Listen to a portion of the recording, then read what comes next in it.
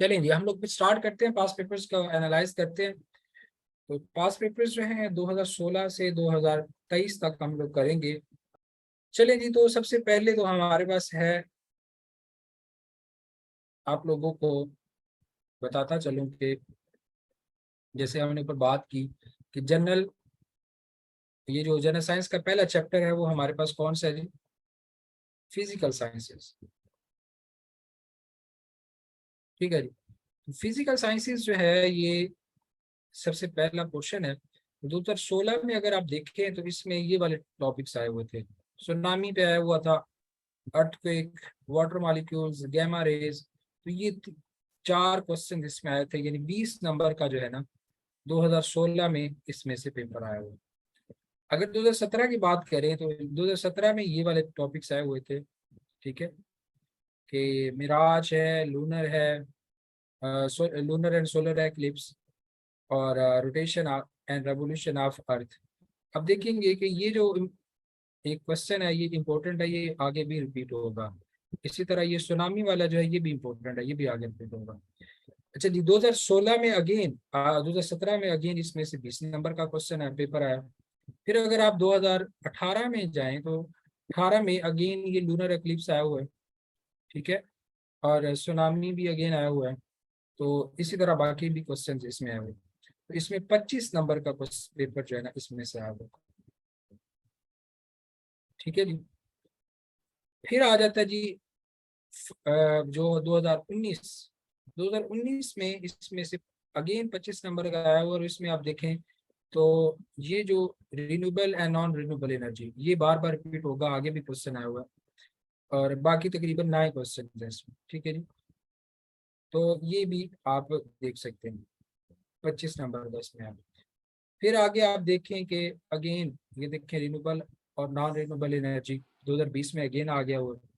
और इसी तरह जी हमारे पास है ये एक अच्छा, इसमें ना अभी हम लोग पीछे बात कर रहे थे, मैं थोड़ा आप लोगों को बता दूं।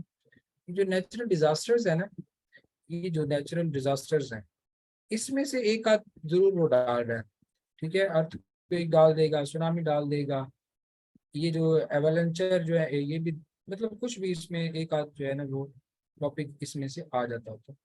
तो ये मैं एनालाइज करके आप लोगों को इस वजह से बता रहा हूँ ताकि आप लोगों को आइडिया हो जाए कि पेपर में जो क्वेश्चंस आते हैं वो इंपॉर्टेंट कौन से हैं और कौन से पोर्शन में से एग्जामिनर जो है वो जरूर क्वेश्चन डाल रहा है। तो ये बताने का मतलब, ये देखें साइक्लोन्स और टॉर्नेडोज, ये अगेन एक क्वेश्चन इसमें से आया हुआ है। ठीक है, तो ये चीज है जी।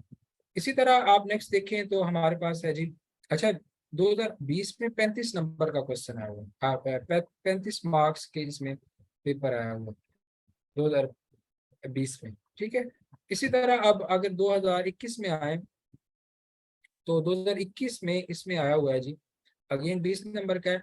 और इसमें ये देख लें रिन्यूएबल एनर्जी रिसोर्सेज अगेन जो है वो रिपीट हुआ। तो इसी ये बाकी क्वेश्चन इसमें अगेन आए हुए हैं। फिर आ जाता है 2022 में अगर आप देखें तो फिर अगेन रिन्यूएबल एनर्जी रिसोर्सेज आए हुए हैं। ये देखिए वॉल्केनोज आए हुए हैं, वही मैंने जो बताया था कि नेचुरल डिजास्टर्स में से एक चीज़ उसमें डालनी होती है। ओके, तो इस तरह से भी। अच्छा, ये क्लाइमेट चेंज लिखा हुआ है, बल्कि इसमें मैंने लिखना था वेदर। ठीक है, वेदर को जो चीज़ें चेंज करती हैं वो होती हैं जी बेसिक, वो भी इसमें हमने फिजिकल साइंसेज में हम लोगों ने पढ़ना है, तो आप लोगों को बताऊंगा। तो ये 25 नंबर का 2022 में आया हुआ था। 2023 में अगर चले जाए तो 2023 में अगेन 20 नंबर का क्वेश्चन आया हुआ है। उसमें देख लें ये एक नेचुरल डिजास्टर भी उन्होंने डाल दिया हुआ है। और ये इलेक्ट्रोमैग्नेटिक रेडिएशन, ये पहली दफा क्वेश्चन इसमें आया हुआ है, इलेक्ट्रोमैग्नेटिक रेडिएशन वाला। ठीक है जी, तो ये एक तरीका है। अब यहाँ से आप बाकी भी मैं चैप्टर्स का करता हूँ आपके सामने, लेकिन ये सारा कुछ बताने का मकसद ये है कि आपने जब भी किसी भी क्वेश्चन पेपर की तैयारी करनी हो, यानी ये जो CSS के 12 पेपर्स हैं आपके, तो किसी भी पेपर की जब आप तैयारी करें तो आपने इस बात का ख्याल रखना है कि पहले आपने पास पेपर्स को इसी तरह से एनालाइज करना है। क्वेश्चंस को निकालने, ऑब्वियसली शॉर्ट फॉर्म में मैंने लिखा हुआ मेन टॉपिक जो मेन उसकी बात है वो लिखी हुई है।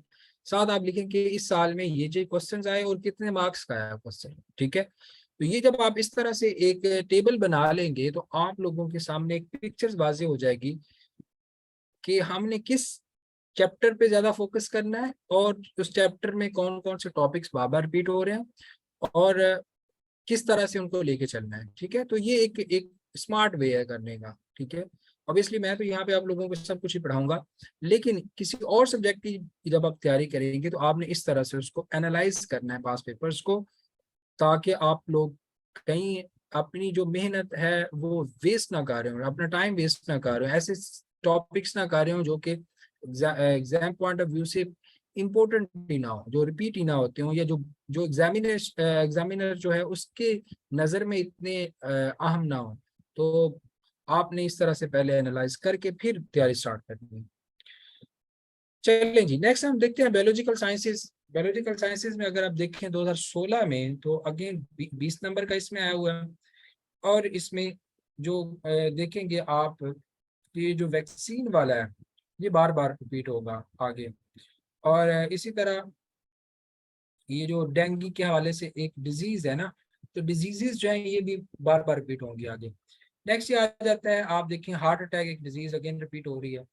और इसी तरह ये drug addiction and drug abuse. अब ये ड्रग एडिक्शन और ड्रग अब्यूज बेसिकली इसी वैक्सीन वाले ही टॉपिक के अंदर चीजें आती हैं, वैक्सीन और एंटीबायोटिक में। तो इसी तरह फिर ये ह्यूमन ईयर है, ये बस एक दफा ही आया हुआ है। और 2017 में ये 15 नंबर का इसमें से सिर्फ वो आया हुआ है। फिर आगे आप देखें 2020 में तो अगेन एक डिजीज आई हुई है, पोलियो। और इसके साथ ये ह्यूमन और एनिमल सेल्स जो हैं। ठीक है, मतलब बाकी कोई भी चीज इस तरह से हमारे पास पैटर्न नहीं बन रहा, लेकिन ऑब्वियसली आपको बता ये रहा हूँ कि आपने इस तरह से ये 20 नंबर का इसमें से क्वेश्चन पेपर आया हुआ था। फिर अगर 2019 की बात करें तो उसमें आप हमारे पास 25 नंबर का आया हुआ है। और इसमें अगर अगेन आपके पास ये वैक्सीन और एंटीबायोटिक अगेन रिपीट हो गई है। और इसी तरह जी ये देख लें, एंटीबायोटिक्स के हवाले से एक और क्वेश्चन आ गया हुआ है, हार्ट डिजीज के हवाले से क्वेश्चन आ गया हुआ। तो डिजीजेस वाला पोर्शन आपको मैं बता रहा हूँ कि इम्पोर्टेंट है, वैक्सीन वाला, एंटीबायोटिक्स वाला और डिजीजेस वाला, इसमें ये टॉपिक्स जो है इम्पोर्टेंट है।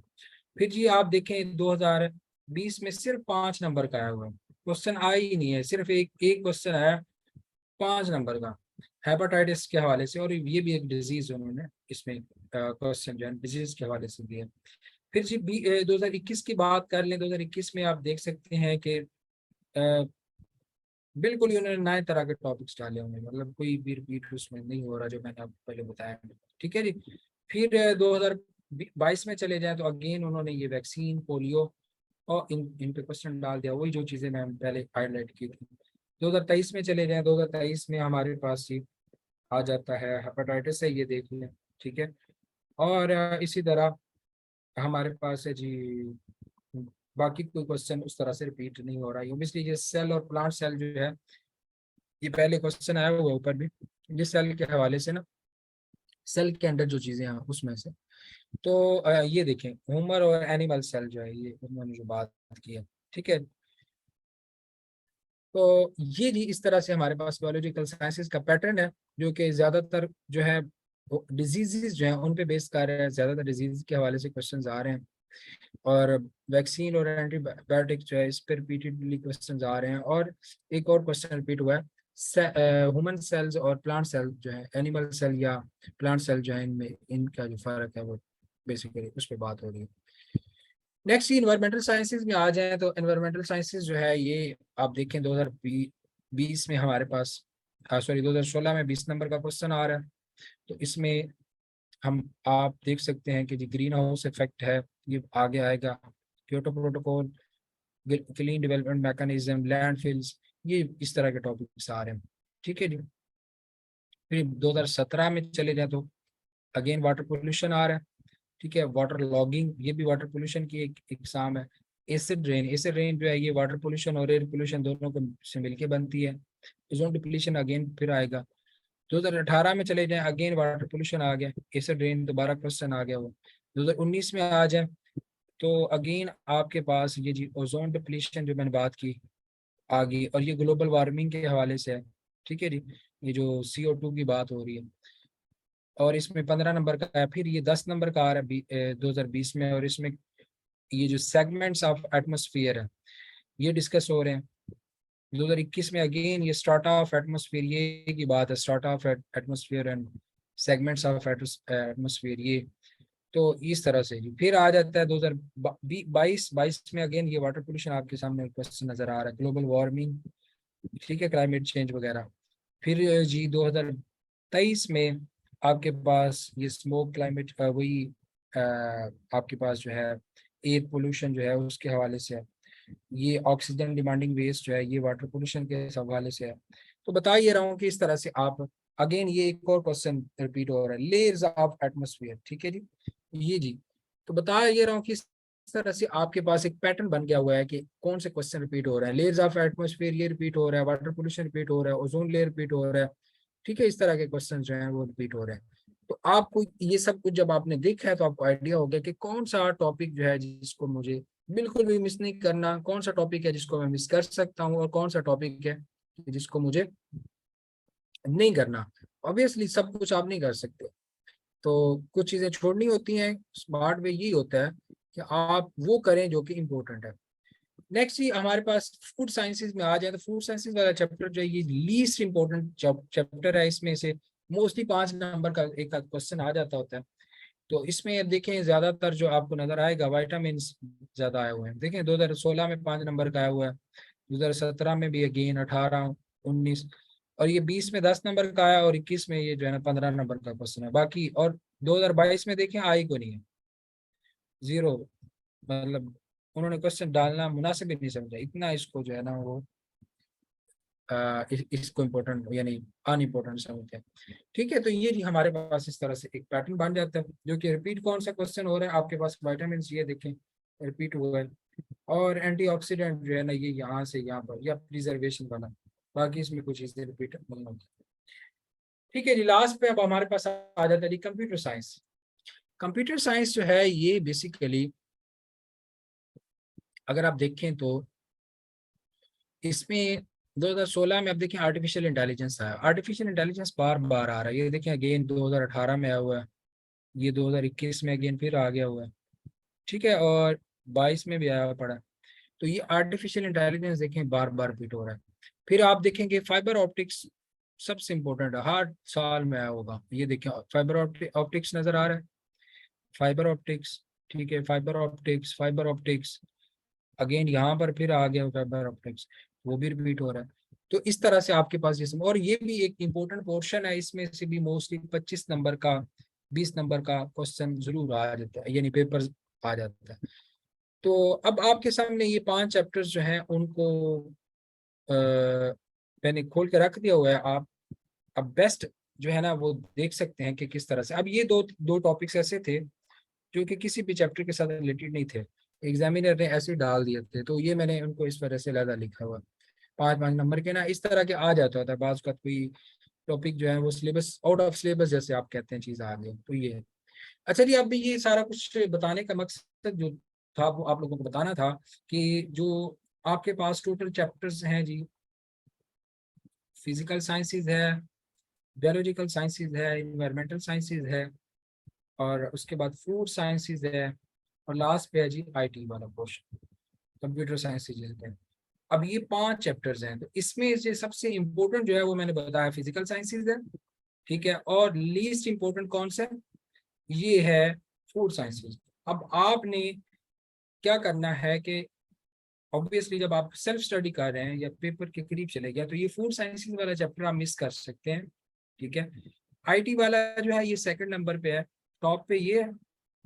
चले आईटी वाले को हम लोग 3rd पे कर लेते हैं, ठीक है। 2nd पे इन्वायरमेंटल वाला है, 3rd पे आईटी है, 4th पे बायोलॉजी है, और 5th पे क्या है, फूड है, ठीक है। तो ये इस तरह से आपको पता चल गया कि कौन सा चैप्टर जो है मुझे सबसे पहले करना है, दूसरे नंबर पे कौन सा करना है, तीसरे नंबर पे कौन सा करना है, और चौथे और किसको मैं छोड़ सकता हूँ किसको नहीं छोड़ सकता, ठीक है। तो इनमें एक और बात बता रहा हूँ कि इसमें से एटलीस्ट 20 नंबर का क्वेश्चन आता है, और इसमें से भी एटलीस्ट 20 नंबर का आ जाता है, और इसमें भी एटलीस्ट 20 नंबर का आ जाता है। आपने करने कितने नंबर का है, 40 नंबर का। तो अब आप अगर छोड़ना चाहें तो आप क्या कर सकते हैं, ये 3 चैप्टर्स कर लें, 1 2 3 बायो वाला, और ये वाला छोड़ सकते हैं। ठीक है, ये एक ऑब्वियसली इसमें रिस्क होता है बाज का, तो वो एक चैप्टर के क्वेश्चन जो है वो उनको कंबाइन करके, यानी मुख्तलिफ चैप्टर्स के क्वेश्चन को कंबाइन कर लेते हैं, तो ऑब्वियसली उस वक्त प्रॉब्लम आती है। लेकिन एक जनरल जो परसेप्शन है, या एक बंदा जिसके पास टाइम ना हो उसके लिए बता रहा हूँ। तो ये एक इस तरह से हम पेपर्स को बेसिकली एनालाइज करते हैं, इस तरह से सिलेबस को देखते हैं। ये सारा कुछ करने का मकसद ये था कि आप लोगों को आइडिया हो जाए कि हमने कोई भी सीएसएस का एक पेपर जो है उसको जब स्टार्ट करना है तो उसको कैसे कर सकते हैं। हाँ जी, अब आप लोग मुझे बताएं कि जो बातें मैंने बताई हैं समझ आई इनकी, कोई कोई फायदा हुआ है या नहीं हुआ? अगर कुछ फायदा हुआ है तो मुझे बताएं। अस्सलाम वालेकुम। जी वालेकुम सलाम। अच्छा सर, ये आपने बताया कि ये 3 चीज़ें आप कर सकते हैं, 1 और 5 और 3। ये जो फिज़िकल साइंसेज़, फूड साइंसेज़ और आईटी और बाकियों को छोड़ सकते हैं, इसकी मुझे समझ नहीं आई है, ज़रा दोबारा रिपीट कर दें। कि मतलब ये बाकी पोर्शंस हम छोड़ दें तो हमारा पेपर हो जाएगा? नहीं नहीं, ये बता, मैं आपको बता रहा हूँ कि होता बता क्या है। ये छोड़ने का नहीं मैं कह रहा, मैं आप लोगों को एक तरीका बता रहा हूँ कि स्मार्ट स्टडी किसे कहते हैं। स्मार्ट स्टडी ये होती है कि जी। आप पास पेपर्स को एनालाइज करें, उनको देखें कि भाई हम लोग क्या चीज हमारे पास इंपॉर्टेंट है, क्या इंपॉर्टेंट नहीं है। अब आप जब टाइम अपना इन्वेस्ट करें इंपॉर्टेंट चीजों पर, तो आपका ऑब्वियसली रिजल्ट अच्छा आएगा ना। तो जब आप, मैं आपको एक प्रेफरेंस, एक हमने मैं प्रायोरिटी लिस्ट बना दी है कि सबसे पहले कौन सा चैप्टर करना है, फिजिकल साइंसेज। सेकंड पे करना है एनवायरमेंटल साइंसेज। थर्ड पे मुझे करना है, आपके पास आता है आईटी वाला। फोर्थ पे बायोलॉजिकल साइंसेज, और फिफ्थ पे फूड साइंसेज। अब कोई बंदा उठे और फूड साइंसेज कोई रट्टा लगाता रहे, हालांकि फूड साइंसेज से 5 नंबर का क्वेश्चन है, ठीक है ना। फिजिकल साइंसेज को इग्नोर कर देते हैं तो वो ऑब्वियसली एग्जाम में सफर करेगा। तो करने तो सारे ही हैं, लेकिन एक प्रायोरिटी के हिसाब से करने, किस चीज को आप कितना टाइम देंगे, ये चीज बेसिकली, ये सब कुछ बताने का मकसद ये है। हाँ, अगर आपके पास एक बंदा जो है वो कह लें कि 11th आवर पे जाके तैयारी कर रहा है और उसको नहीं पता कि मुझे क्या करना चाहिए, तो ऑब्वियसली वो फिर ये आईटी वाला, सॉरी, ये जो फूड साइंसेज वाला इस चैप्टर को वो मिस कर सकता है। लेकिन एक एक बंदे के पास 6 महीने अभी पड़े हुए हैं एग्जाम में, तो अभी अभी तो 7 महीने हैं, तो वो तो ऑब्वियसली सब कुछ करना चाहिए, उसे तो कुछ भी छोड़ना नहीं चाहिए। लेकिन प्रायोरिटी लिस्ट उसके माइंड में भी होनी चाहिए, ताकि उसे पता हो कि मुझे क्या चीज, मुझे किस चैप्टर में मुझे ज्यादा मार्क्स आने हैं और किस में कम आने हैं। ठीक है, तो ये मकसद इसका ये था। हाँ जी, एबिलिटी के बारे में जो पास पेपर का एनालिसिस है वो ये है कि अब ऑब्वियसली एबिलिटी में तो आपको पता है पूरी पूरी स्टेटमेंट होती है, तो वो उस तरह से मैं उठा के यहाँ पे लिख नहीं सकता था। तो एबिलिटी में मैंने जो एनालाइज किया है तो वो ये है कि इसमें ये वाले जो 11 टॉपिक्स मैंने यहाँ पे लिखे हुए हैं ना, इनमें से क्वेश्चन आता है। ठीक है, एबिलिटी में अगर आप चले जाएं तो आपको प्रॉफिट लॉस पे समटाइम्स क्वेश्चन आ जाता है, समटाइम्स नहीं आता। रेशियो प्रोपोर्शन बहुत ही इंपॉर्टेंट है, वर्क एंड टाइम्स बहुत इंपॉर्टेंट है, स्पीड डिस्टेंस, ये दोनों एक ही कैटेगरी में मोस्टली आ जाते हैं। अलजबरा एंड एज प्रॉब्लम अक्सर इसमें क्वेश्चन आता है। ठीक है, और इसमें जो ये जो डायरेक्शनल प्रॉब्लम्स वाला है ये बहुत ही इंपॉर्टेंट है। प्रोबेबिलिटी वाला समटाइम्स आता है, मेरे ख्याल में एक दफा आया हुआ है पास पेपर में, इसको मैंने जो एनालाइज किया है। एनालिटिकल रीजनिंग सबसे इंपॉर्टेंट है, ये बहुत ज्यादा आया हुआ है, तो मैं भी इसको भी प्रायोरिटाइज करता हूँ यहाँ पे आपके सामने। ठीक है, इसके बाद ज्योमेट्री जो है ये भी इंपॉर्टेंट है, लेकिन ऑब्वियसली बाकियों से कम है। इसके बाद आ जाता है न्यूमेरिकल पैटर्न, इसमें हर दफा क्वेश्चन आता है। कोडिंग डिकोडिंग हर दफा क्वेश्चन आता है, तो अभी मैं इसको करता हूँ जी आपके सामने प्रायोरिटाइज। सबसे पहले तो मैं करूंगा जी नंबर 1 इसको। ठीक है जी, आपके पास ये जो है नंबर 2 इसे कर लेते हैं, ये भी, ये दोनों एक ही कैटेगरी में आप लिख सकते हैं, आते हैं हर दफा। ठीक है, उसके बाद जी ये डायरेक्शनल प्रॉब्लम वाला जो है ये भी क्वेश्चन आता है, नंबर 3 से कर लें। अलजबरा भी नंबर 3 में आ जाएगा, ये भी जरूर आपको करना है, ये भी नंबर 3 में कर लें। रेशो प्रोपोर्शन नंबर 4 में कर लें, इसमें समटाइम्स नहीं आता। ऑब्वियसली ये जो प्रॉफिट लॉस है ये नंबर 5 में कर लें, ये भी समटाइम्स नहीं आता। ज्योमेट्री वाला भी नंबर 5 में कर लें। तो प्रोबेबिलिटी वाला नंबर 6 ये सबसे कम आता है। तो ये जी मेरे सामने एक मैंने आपको जो जनरल एबिलिटी के टॉपिक्स हैं पास पेपर्स से जो मैंने एनालाइज करके निकाले थे वो ये है। अब होता ये है कि ये जो जनरल एबिलिटी है इसके जो टॉपिक्स होते हैं ना, ये बेसिकली इंटरकनेक्टेड होते हैं। बहुत सारी चीजें जो होती हैं वो किसी दूसरे टॉपिक से इधर यूज हो रही होती हैं। जैसे मैं आपको मिसाल देता हूँ कि अलजबरा है ना, तो अलजबरा के जो क्वेश्चंस अलजबरा की जो जैसे इक्वेशंस होती हैं, आपको पता ही है, साइमल्टेनियस इक्वेशंस, दो इक्वेशंस को जैसे मैं अभी यहाँ पे लिख के देता हूँ आपको। फॉर एग्जांपल ये एक इक्वेशन है 5x और यहाँ पे 10y कर लेते हैं, ठीक है जी। तो ये एक इक्वेशन हम बना लेते हैं यहाँ पे दो इक्वेशन। अब इनको हमने सॉल्व करके आपको पता है एक्स और वाई की वैल्यू जो होती है ना वो निकाल सकते हैं एलिमिनेशन करके। तो बता ये रहा हूँ कि अब ये जो अलजबरा का ये जो मेथड है, ये बाज़ औक़ात आपको बाकी ये जो टाइम एंड स्पीड है यहाँ पे भी यूज हो जाता है, रेशियो प्रोपोर्शन में भी ये चीजें यूज हो जाती हैं, ठीक है। तो ये इंटरकनेक्टेड चीजें हैं मैथ्स की, तो इनको प्रॉपर जो है ना आपको तैयार करना पड़ता है सीक्वेंस वाइज, कि आप सबसे पहले तो नंबर सिस्टम से स्टार्ट करते हैं। जो मैं स्टार्ट करता हूँ वो नंबर सिस्टम से स्टार्ट करता हूँ। नंबर सिस्टम के बाद बच्चों को मैं करवाता हूँ कि जी आपके पास जो है एलसीएम कैसे लेते हैं, ठीक है। एलसीएम ले आपको पता है बार बार यूज होता है। फिर रिमाइंडर पे हम आ जाते हैं कि रिमाइंडर थ्योरम क्या है। फिर उसी के साथ रेशियो प्रोपोर्शन, फिर हमारे पास एवरेज और परसेंटेज, ये सारी चीजें साथ साथ स्टार्ट हो जाती हैं, ठीक है जी। तो ये फिर अलजबरा के ऊपर हम लोग आगे आ जाते हैं, और एनालिटिकल रीजनिंग ये वाले मैंने इसको नंबर 1 पे रखा हुआ है। ऑब्वियसली इसको जो है इसका बिल्कुल डिफरेंट तरीका है, इसका अलजबरा के साथ उस तरह से कनेक्टेड नहीं है। इसमें आपने सिर्फ और सिर्फ माइंड को यूज करना होता है एनालिटिकल रीजनिंग। तो ये जी सारी चीजें जो है ना हमारी इसमें जनरल के पास पेपर्स में आती हैं। तो यहाँ तक आप लोग पूछ सकते हैं, कोई मजीद कुछ टॉपिक मिस हुआ तो आप बता सकते हैं।